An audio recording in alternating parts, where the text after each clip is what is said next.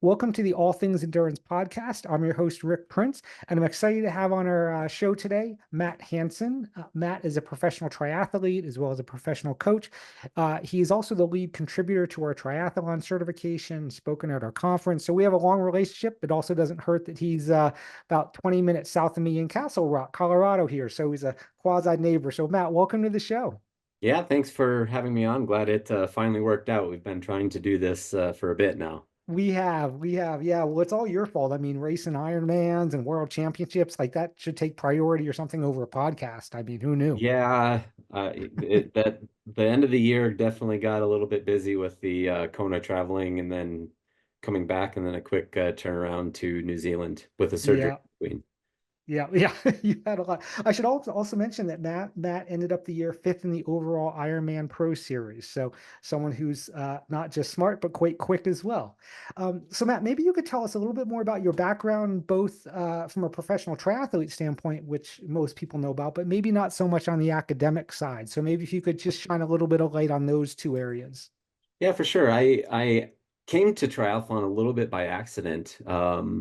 I was a college professor. That was the route. I was on a 10-year track and yeah, when I was, well, kind of a long story short, when I was 16, I was challenged by a wrestling coach of mine to make a list of 50 goals for the next 10 years, have it, put a timeline on it. And one of those goals was to do an Ironman triathlon. And so when I was working on my master's, living alone, had some time on my hand, no money, but had time on my hand. I started training for this endurance sport.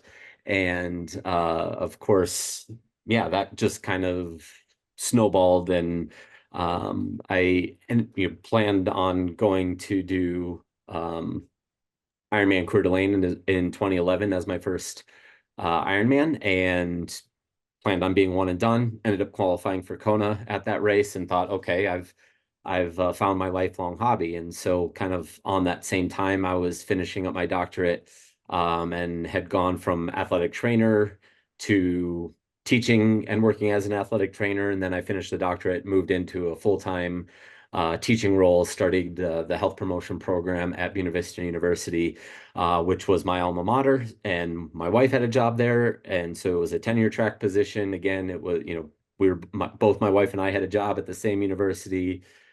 I'm on a 10-year track, so like that was going to be our life. We, built a house in Storm Lake thinking that was going to be our path. And all along that time, I was just doing this triathlon thing. And then in 2013, I had a really good year as an age grouper and thought that I could go into Kona with the intent to win the overall amateur division and ended up getting three flat tires. So I double flatted, hit the same piece of lava rock on the front and the back at the same time, got one of them fixed, or got them both fixed, and one of them didn't hold, and so, or it pinched it or something. And so a couple miles down the road, I went flat again, waited 20 minutes. Anyways, I got over it, as you can tell. But the only way to race again in 2013, back then, everything sold out instantly. You had to sign Mm, up for things, races a year and a half. So the only way to do another Ironman in that year was to take my professional card and race Ironman Arizona. And so I'm like, okay, well, I'll just race professionally as the same capacity I'm racing right now. It maybe gives me a little bit more flexibility. I didn't really fully intend on taking that pro card at that point in time, but that's just the circumstances. And so in my first full year of racing in 2014, I ended up winning Ironman Chattanooga, and which was the first year of the race. It was a down current swim, so a lot of people kind of poo-pooed it, but I it ran really well there, and I ran a bunch of 241, low 242s, wow. high 240 in that time, which is obviously 10 years ago now, or 11 years. God, wow. We can forget about that part, but it was a long time ago, and now that's a standard. But that got a lot of attention at the time because obviously it was um, before carbon shoes, but it was also just not common to, maybe you could have one person run that once a year. And I did it four times out of the five Ironmans that I did in 2014. Wow. And then I followed that up, came back in 2015 at the North American Championships at Ironman Texas, and ended up winning that race. And in May of 2015, it was 100 and some degrees that day. It was brutal.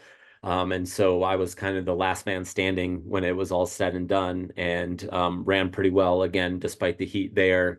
And so that was kind of when my partner, like the couple sponsors that I had supporting me at the time, as well as my coach, and started really kind of pushing like, hey, you could do this full time, and you could do something in the sport. And so had some long conversations with my wife, and kind of the deciding moment for me was about a week later when I was sitting talking to an advisee about the internships that we wanted to set them up with at the end of or over the summer, so they could, I was like, let's do this and this as your internships, so then you can go after the job that you want most with everything that you have. And I kind of sat back and I'm like, am I doing that?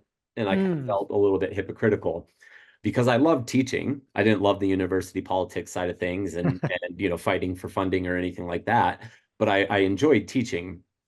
But yeah, I decided then that I needed to be able to look back and know if I had what it took, rather than look back and wonder what if. And Yeah. so made the tough choice to step away from the university. I started Matt Hanson Racing, my coaching business at that point in time, which filled the void that classroom um, did or for me, and let me feel good about the 8 years of schooling that I paid for Yeah. out of pocket to yeah. So, and obviously the academic background has helped with a lot of my partnerships. I was doing research from the um, lab at the university for Normatec, which is now Hyperice Oh. Normatec. At the time, I was doing research, and that was able to propel me into a partnership with them on the triathlon side of Oh, things. very cool. I had wrote some white papers for a nutrition company, and that was able to propel me into a partnership with them. And so Mm. it played really well together. And I hope that I've been able to kind of build that brand, and offer myself to different partnerships that kind of brings both sides of things: me as an athlete, me as a coach, and me as exercise science academic. And I think that's been pretty prevalent, or pretty you can see that with the long-term partnerships I've had. I've been with a lot of them since 2015, when I Yeah. was a real pro. I was kind of moonlighting as a pro in 2014. So I didn't really have much of a sponsor profile at that point. But yeah, Yeah. since then it's been, just trying to race to the best of my ability, and uh, build the coaching business for the long term. I have no intentions of going back to the classroom, at least full time, definitely not. So I'm hoping that I'll be able to build up the coaching business to when I step away from racing, I can lean into that, and that becomes the full-time job, and then continue to do things with UESCA, or some of the other partnerships where it makes sense to be able to use my brain in a bigger role than I am now. Yeah, well, that's awesome. I mean, I think you're in a very, very small minority of people that are, pro athletes and also have we're almost a tenure track, or we're a tenure track professor, and kind of have that combination. Well, I can say is the son of two tenured parents who were both college professors. That's a heck of a thing to step away from, and I think it probably goes back to what you were saying, like you don't want to be on your deathbed, be like, well, what if, right? You want to kind of, and unlike teaching, I suppose, the athletic thing has a time, there's a Yeah. time frame attached to that, right? You definitely have a little bit shorter of a runway than you do in academics. And it wasn't an easy choice, and I'm there was a sure. big adjustment for sure. I went from racing or training for triathlon as an outlet, as a hobby, as something that I love to do, to then overnight it became my only source, or my main source of income. Mm, And that I was putting a lot more pressure on the outcome rather than the process sure. and it took me a year to figure out how to kind of get back to a process approach, even though obviously the outcome is much more important. I finally figured out that yeah, you have to stay process oriented, or I have to stay process oriented. Otherwise, it's just too much pressure. And yeah, I wasn't getting the results. Yeah, this isn't, I know I had sent you sort of a list of questions that we were going to chat about. This isn't one of them, but um, I don't know the right way to ask this, but when you kind of made that decision, okay, you wake up one day and now you're a professional. This is what you do for a living. This is how you pay the bills. Did that take any of the enjoyment out of it? Like I know, and the reason I ask, I know when I was working as a personal trainer, before I got that job, I went to the gym as an outlet. It was great. Oh my gosh, I can blow off some steam, lift some weights, do some cardio. And then I stepped into that role as a personal trainer and oh God, now I go to the gym, it's my job. And I found myself working out less, not wanting to be there as much, kind of almost hating working out for lack of a better word. And to this day, I almost get PTSD sometimes walking into a gym. Was there any of that for you when you turned pro? And maybe dislike isn't the right word, but obviously you had to reframe your whole thinking about it. Yeah, definitely. I did not. I can say with absolute certainty that from about, well, October of 2015 to July of 2016, I had zero fun. I Hmm. crashed in the World Championships in 2015 in Kona. So after Texas, I kind of like I've had a good year already. So I raced one more time and then went into the World Champ. I put all my eggs in the World Championship basket and crashed early on. Then I revenge race, which was stupid because I had broken some bones and then tried to race 4 or 5 weeks later after Oh, zero wow. swim training in a really hot environment in Cozumel. Had a terrible day there. Came around in 2016 at Ironman Texas, ended up with heat stroke after, being on the podium with 2 miles to go, just passed out, or not, maybe two and a half, not very long to go, and just kind of dropped.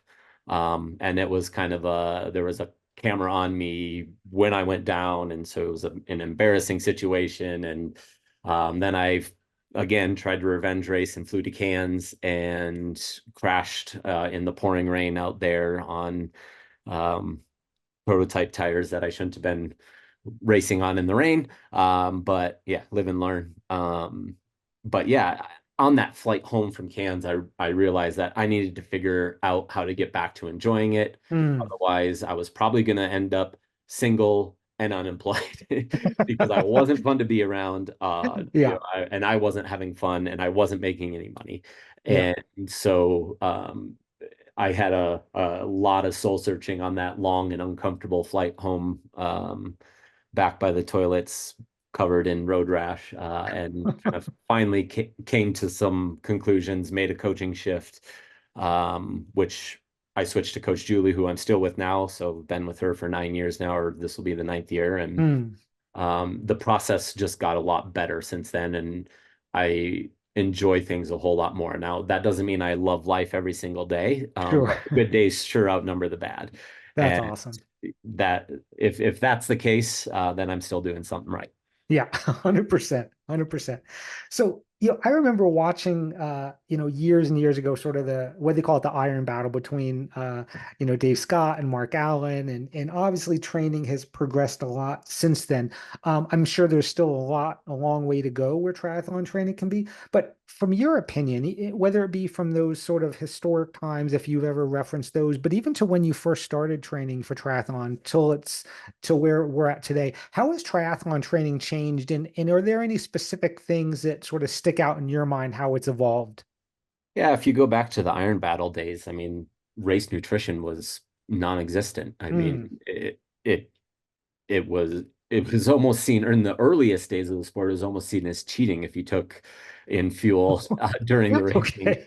Obviously, that quickly evolved, but triathlon is such a young sport relative to cycling or running or swimming, as individuals. And in the earlier days of the sport, even when I was first coming in to the sport, it was very much trained like a swimmer would train. You train like a marathon runner would train, and you train like a cyclist would train. You just do a little bit less, but it's the same concepts. Okay. And we weren't training as triathlon, which is a sport in and of itself, even though you do swim, bike, and run. And I think the evolution has been to training triathletes rather than training three single sports. And you get a lot of aerobic benefit from the bike that carries over into the run. So, maybe you don't need to spend as percentage wise as high of a percentage of your running in the, zone one, zone two aerobic phase as a marathon runner would, because you're Yeah. covering a lot of that basis on the bike, for example. And then also our understanding of nutrition, our understanding of aerodynamics has just continued to improve. And a lot of it's trickled, like on the aerodynamic front, a lot of it's trickled down from uh, road cycling, that triathlon was just slower to adopt better positions because it was all about being able to run better off the bike rather than figuring out how to hold a very aero position and then figuring out how to run better off the bike. And so Yeah.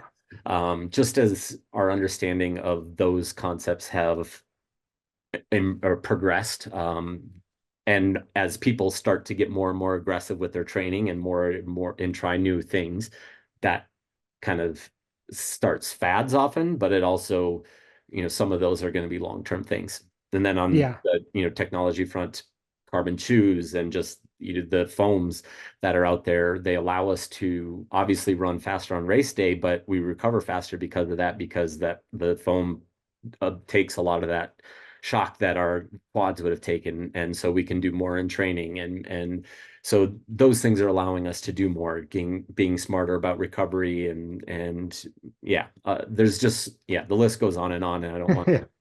jump on my soapbox too much, but Yeah. So, of the three triathlon sport disciplines, would you say there's one discipline that's sort of seen the most progression over the years, or the most evolution, maybe is the better word? I mean, in long course, obviously we spend more time on the bike, and so the times are going down.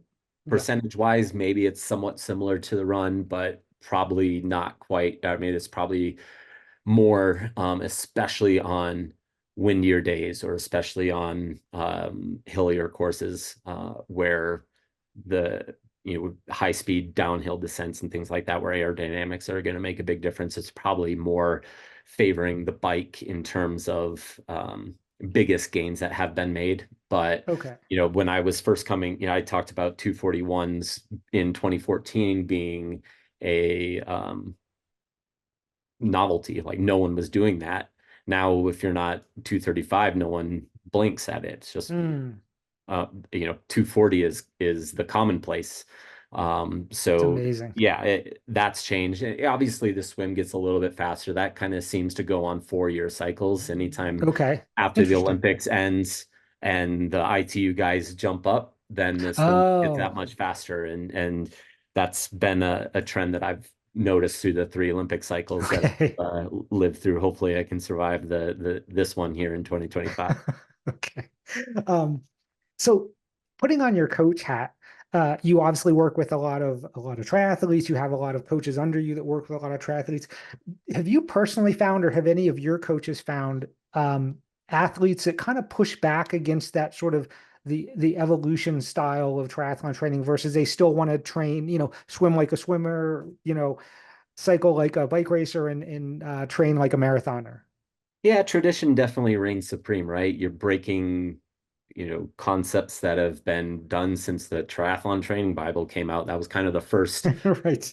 and that became the gold standard. And anytime you go away from the gold standard, that makes it tough. I mean, if you think about on the exercise science thing in academic research, underwater weighing was the gold standard, and Yeah. it's considered the gold standard, even though we have technology that is advanced and is far more accurate, right? Yeah. So Yeah. Good uh, analogy.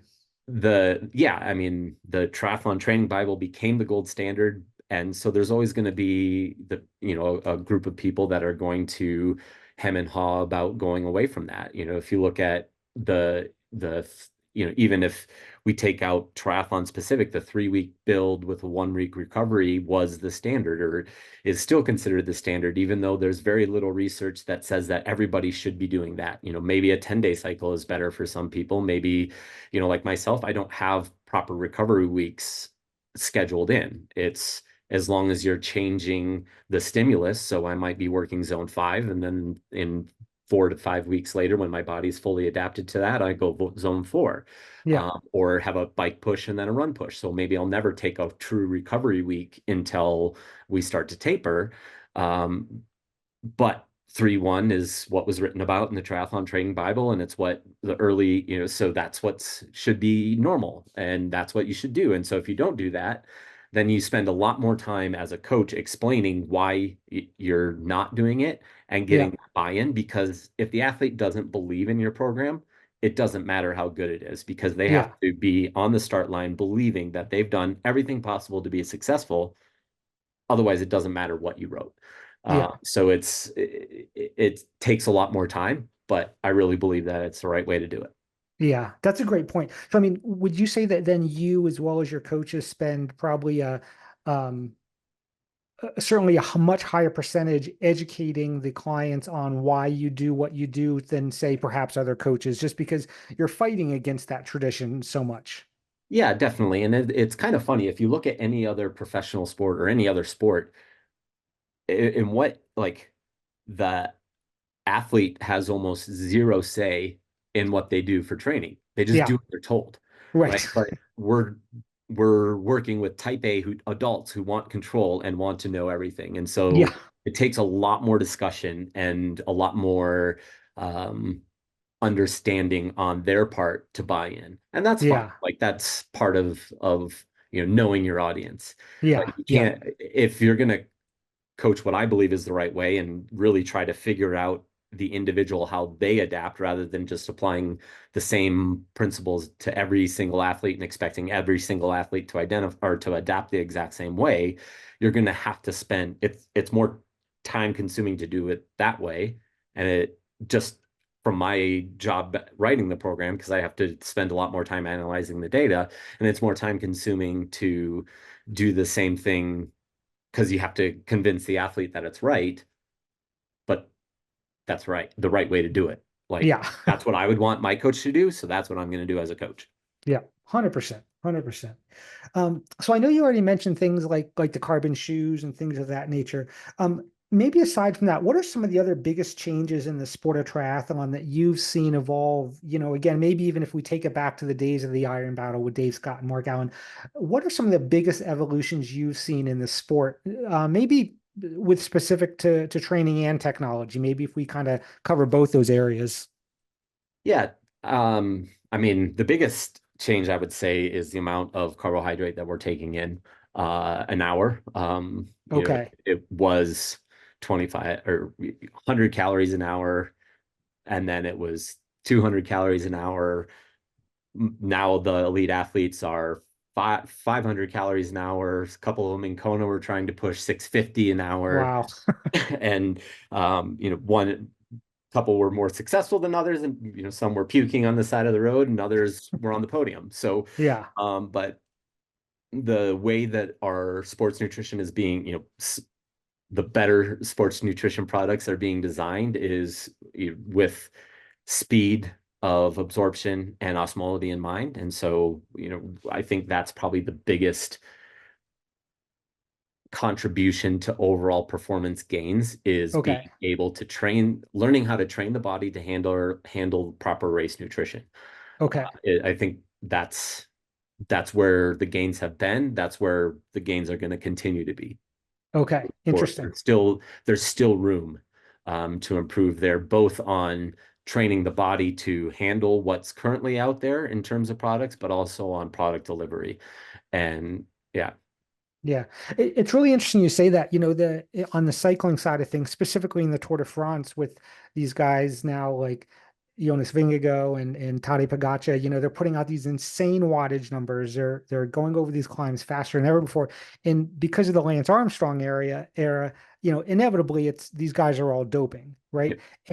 And so there's so much, and all these people are saying, look, whether or not they are or not, the one thing you have to appreciate is exactly what you said, the carbohydrate intake, and that this was never done before, and that they can withstand that. They're not bonking and all this stuff. So yeah, it's really been a game changer, huh, across all these different endurance sports. the hotter the engine burns, the more carbohydrates you have to have to fuel. Yep. That is the limiting factor, no matter Sure. what your concept, there's no argument about that. The amount, Yeah. the ability to go faster, the limiting factor is going to be carbohydrates. Yeah. For endurance athletes, obviously, we're not talking about a 100-meter dash. Right. But and so the more carbohydrates that we can process, and we can only store so much. Yeah. And so you've seen it, you know, when people run out, when they're out completely, they are done. Like we can, thinking of what was it, Cozumel, I forget the year with the Brownlees, like Yeah. That's what it looks 300 like. meters from the finish line, he was done. He was not moving forward without Yeah. his brother. But Right. that those times become memorable, and not that's not what you want to be remembered for. No. But it's a good reminder why you need to stay on top of the nutrition. Yeah. Yeah. 100%. And I think, An old coach told me that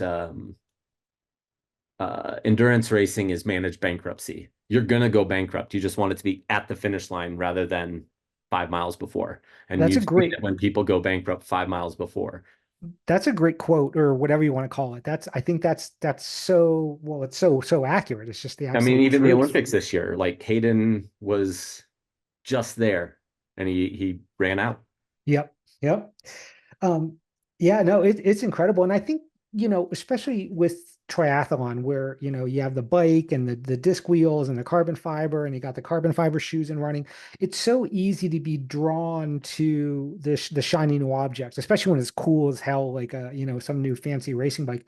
But it's like and that was one of the catalysts for that question was like, if I'm going to spend X amount of my time or X amount of my, money on something, where should it go to? And I think the unsexy things like nutrition, bike fitting, all these things like this, that aren't equipment based are so critically important. It's the engine, right? It's Yeah, I mean, obviously that's important. It always baffles me that you've got people that'll spend $15,000 on a bike and they've got Pop-Tarts broken up on their, taped to their top tubes. Like, yeah. I mean, it looks good in pictures, Right, but right. yeah, Yeah. For me, it's donuts I always tape to the top too, but that's to fair. each their own. I mean, my first the first one that I ever did, I had a PB&J in my my special needs bag Oh, as did you? didn't use it, but I had it there as an emergency just in case. Okay. I love it. Yeah, those are the crustable, frozen Oh crustables. yeah, yeah. Yeah. Yep. I That's mean, the I'll good still do stuff. that on a long, easy training ride. Yeah. Don't get me wrong, but maybe not on race day. Maybe not on race day. Um, so there's a saying, at least within the bike racing community, train your weakness, race your strength, right? So if I'm a crit racer, I'll work on climbs a lot, but that's just enough to handle any fluctuations in the crit, and then I can bang out my sprint. Does that hold true in triathlon, and again, has that training method evolved over time as well? Yeah, for me, that saying is bike for show, run for dough. Uh, Okay. because run is I my love it. strength, and yeah, I've spent a lot of time working on the swim specifically earlier in my career. Like when I first turned pro, I was a 60-minute Ironman swimmer on average. Okay. Maybe 57 would have been amazing. If you're doing that, like now you're done. You're not in the race. Hmm. And so I would spend January down in Texas with Magnolia Masters for 4 years. I went down there in January and I was swimming um, 11 times a week. So it'd be two Wow. days, 4 days a week, and yeah, whatever, however that works out. But we were swimming a lot, and I wouldn't bike or run that much during that time frame. And then Hmm. in February would be a bike focus, and then in March I would go to the race specific focus to build into Ironman Texas. And Okay. um, my swim has gotten much better. I'm, kind of a mid second pack to front to second pack or back, depending on how that goes. But, now this year it's going to be another swim emphasis because I'm anticipating the front of the swim to get faster because Hmm. we have more of the short course guys coming to kind of help out. And so Gotcha. get a little bit faster. And so I have to be prepared for that. Yeah. Last year in January, I did a big bike push. Um, really left my run behind thinking that, with the intent on building that up for Kona, Yeah. and then kind of battled some injuries. So that didn't come into fruition, but that was the plan for me. Okay. That was the way to get to the finish line the fastest or to be relevant in the race the longest. to give myself a chance for my strength to shine through. Like no Yeah. one cares how fast you run if you finish 10th Right. or if you finish 20th. It only matters, if that brings you to the pointy end. Right. Gotcha. Gotcha. So long way of saying yes, you have to really focus on training your weakness, because the sport is evolving so much. You just can't have a weakness and expect to be relevant at the end of the day, whether it's winning races or trying to get a world championships as a age group athlete or winning your age group or whatever. Yeah, and that's probably changed, evolved over the years where you probably things you could have gotten away with years ago, you just can't get away because Yeah. everything's so much faster and everyone's so much closer in times.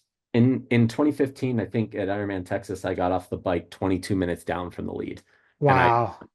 Okay. I really felt if I was within 15 minutes getting off the bike in an Ironman, I had a legitimate shot at winning 10 years ago. Okay. Now I have to be 6 minutes down Okay. or 7 minutes. Gotcha. It's that gap is shrinking a Y- lot.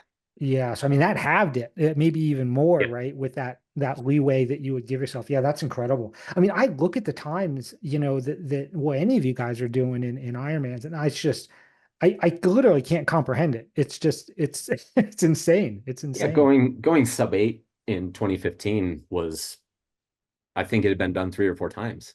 Yeah. It just didn't happen or very often, and it had to be the right course and on a perfect day. And now we're doing it in Kona. There was 16 guys under 8 this year. Um, Man, yeah. that's wild. That is wild. Um, so again, this is going back to, you personally as well as what you see in your overall coaching business. What are some of the biggest training mistakes that you see triathletes make with respect to their training? And it could be, again, going back to the training as individual sports versus as a whole, or just really anything. Oh, I don't know exactly which way I want to take this one. I mean, there's so many things that I think can be talked about here, and without kind of taking up an hour of the podcast to do that. I think most people either spend too much, or most average triathletes spend too much time at race pace, Okay. year round, rather than kind of, I view it almost like tuning a guitar. If you use the analogy where each zone is a guitar string, if you tune zones, or only hit two guitar strings and the rest of them are out of tune, it's going to sound like crap. Yeah. You have to hit each zone the Yeah. right amounts in order to make all of them in tune and the body to work the way that its maximum potential. So I think that a lot of people miss the boat, especially going into the high end work. I think a lot of people try to set up a nutrition plan, period, rather than a Okay. nutrition plan specific to the demands of the course that they're going to. Okay. Ironman Kona versus Ironman Lake Placid. For me, that was a huge, very different weather, very different time in each sport, because the climbing in Lake Placid, you're slower on the bike. There's hills, a lot more hills on the run as well, versus Kona, where it's a lot more hot and humid. So if you go into those two races that are very different with the exact same nutrition plan, that seems like it's a plan to fail. And so I think those are probably two easy ones to talk about that won't take up too much time, Okay. and they're easily addressable. Like Yeah. using your long runs and your long rides and your brick sessions to test your nutrition is probably more important than the fitness gains that you will get from those long sessions. Yeah. You dial in, use those, and take risks and have it go completely wrong in training. Maybe you're pushing yourself to figure out how many carbohydrates you can take in, or how many bottles of fluids that you can take in during training. If you want to find that answer out in training, not Yeah. try it out on race day. Yeah. Yeah. How much of that, let's say non-pros, right? Amateurs who have, families, day jobs, all that, that don't have the luxury, obviously, of a professional who has, most of the day at their disposal.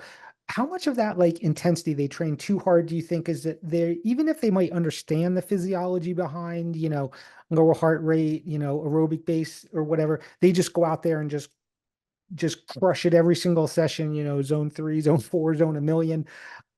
Whether or not it's just because they're type A or because they feel they need to, just to because they're on a time crunch. I mean, I honestly, I would rather have somebody do that if they're only working out an hour a day than Hmm. spend, the follow the 80-20 rule, right? If you're following the 80-20 rule, that's fine, but the way that you manipulate your load is to add time. But Right, right. if you have a finite amount of time, how do you manipulate load, Yeah, right? If you're sticking to 10 hours a week, you can't add time in order to add load, and so you won't continue to adapt. So I'd rather you kind of yeah. Go be in the more hard. intensity, higher intensity side of things if that's your situation. Yeah, yeah. Got it. Fair, fair. So lastly, if you could give one piece, and this kind of correlates with the last question, I suppose, but if you could give one piece of advice to our listeners about just triathlon training in general, it's maybe since most people are not in your shoes and they're not professionals, to, the age grouper who's looking to just improve, what would it be? And what have you seen from your athletes, and your coaches' athletes, if there's any one glaring area that could really be improved upon? Again, picking one area is really tough, Hard to but do, yeah. I would say, yeah, first one that comes to mind is don't think about training more than you're actually training. Okay. Ah, good Burnout one. is a real thing, and you see that very frequently. You have these type A individuals who really, really want to succeed, who want that Kona spot, who want to win their age group, who want it, whatever. And they spend so much of their emotional capital in the training block leading into the race. By the time they get to the race, they're an emotional noodle, and Mm, they don't have the mental capacity to completely bury themselves, which is what you have to have on race day to sure. get the outcome that you want.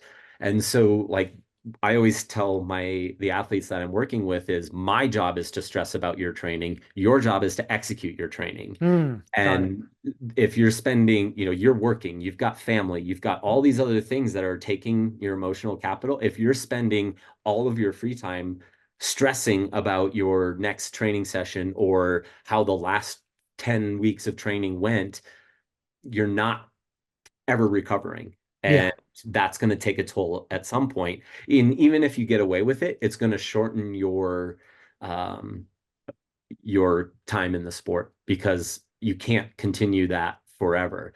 And I myself learned that the hard way. And when I was, when things weren't going right at the end of 2015 and early 2016, I was stressing, I was pushing, I was forcing it a lot more, and I was thinking about it all the time. I was talking to Mm, my coach way too much, and it just took a huge toll on me. And when I kind of figured out how to make the switch and find the balance and, you know, like my job as an athlete is to wake up, look at what I have to do, execute it, leave qualitative feedback. That's it.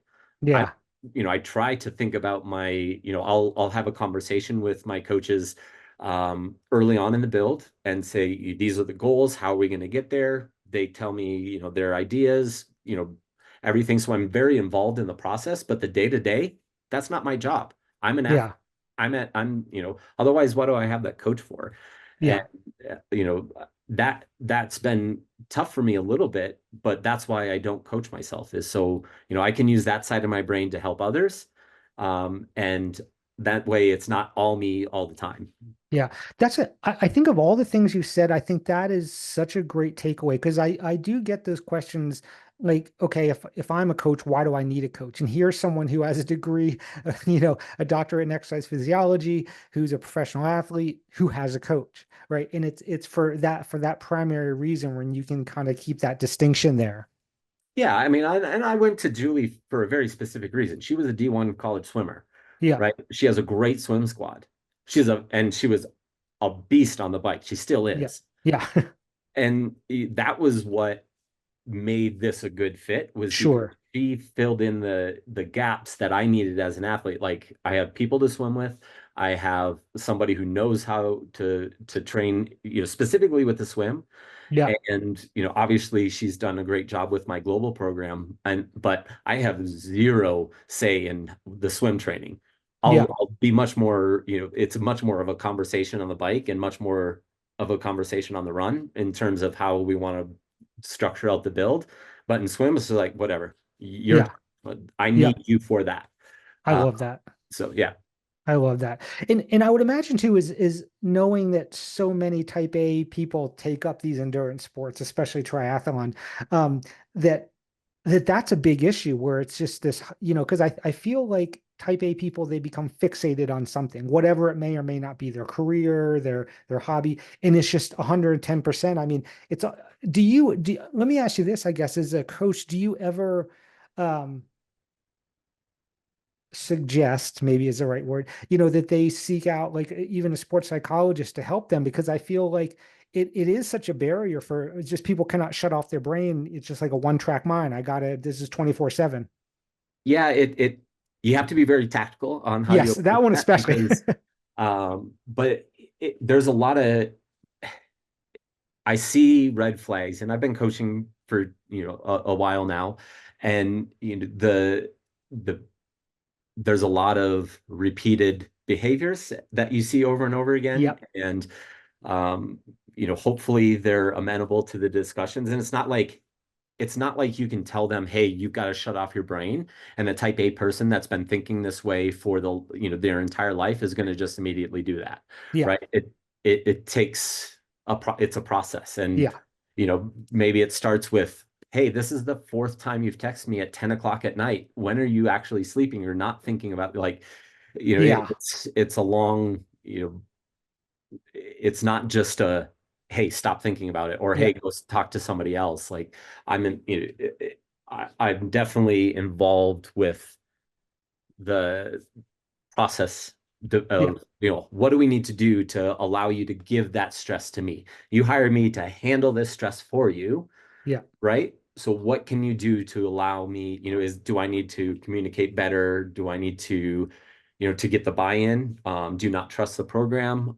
Or if you do, what can we do to allow you to, focus on being an athlete when you're training? Give me the feedback and then give me the rest of that stress so you can do life on all the other things, and if that's like if your social life is triathlon, that's great. Well, you can talk to other people about the sport, but that doesn't have mean you're thinking about your own individual training 24 hours a day. Yeah, yeah, that's so great. And again, it's one of those things talking about the evolution, right? This is something you didn't read in the triathlon Bible. This isn't even in anything you'd even read today if there was a Bible. It's that evidence-based stuff from working with, well, you for yourself, but certainly working with coaches and athletes for years and years. You found that. It's that's huge. And I think it's becoming more and more of an issue as well. 20 years ago, they didn't have all this data at their fingertips that we do now. I mean, they're Right. lucky I mean, if you saw the pictures of the first Garmin that took up a whole forearm, right? Like Yeah. they weren't running with it every day. Maybe they used it every now and then, or maybe they Yeah. did some track sessions or had, their routes that they knew where the mile markers were and things like that. But they didn't have five different data metrics for every Yeah. single workout and are trying to, put together to get a perfect CDL and to get the fatigue, form the fatigue lines across. They didn't have any of that. Yeah. So now you've got more and more data. You've got a phone with you at any time, so if you have a thought, then it's like, oh, let me, Yeah. it's a very different time than it was then. And so you have to coach a little bit different. Yeah, yeah, it's like a blessing and a curse all at the same Yeah. time, right? It's understanding how and when to use certain things, right? Yeah, and it's going to attract again. Now we're seeing more and more of the type A personalities to triathlon because it's very high data. If you look at trail running or even like the swim run races, it's a little bit of a different mental makeup for the average athlete. They just Yeah, think a little bit differently. Like data isn't a huge part of the majority of trail runners, yeah, right? They want the go out and run, maybe work the hills. Like their training is a lot less structured than on average, not all of them, but on average, than most triathletes would be. Yeah, yeah. What's interesting, I just had a call the other day with the new lead data scientist for the Red Bull professional cycling team.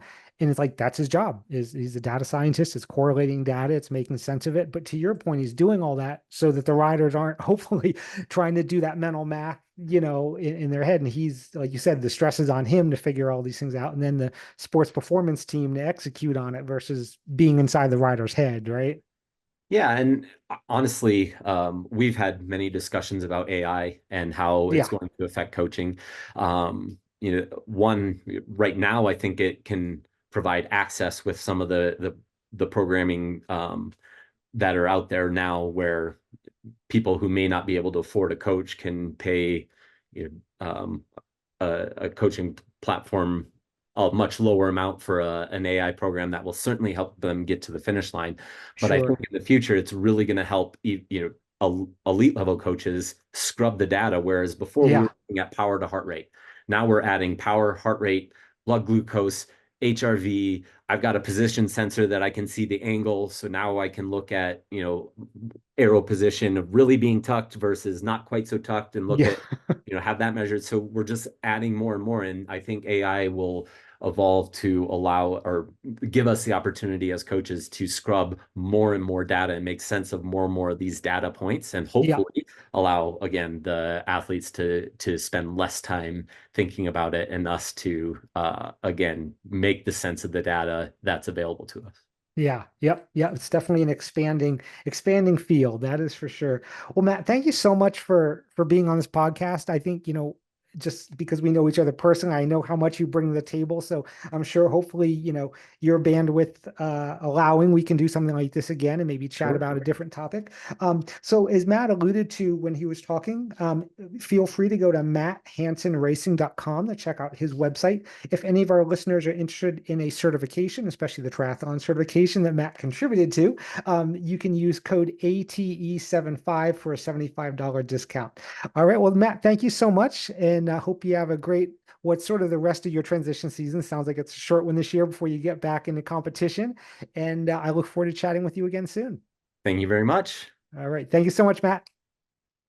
Oh, that was awesome, dude. Thank you so Good. much. Yeah, I think that went well. Yeah, no, it's because I think you bring up so many great points again, which are just, evidence-based points from your practice that, I think a lot of coaches don't even consider, especially with that last point. So I think it's always super, super valuable to discuss these things. Yeah.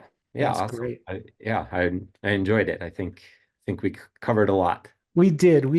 And I also just want to tell you, so I know we had talked briefly about that membership site we're doing about somehow getting you involved with that.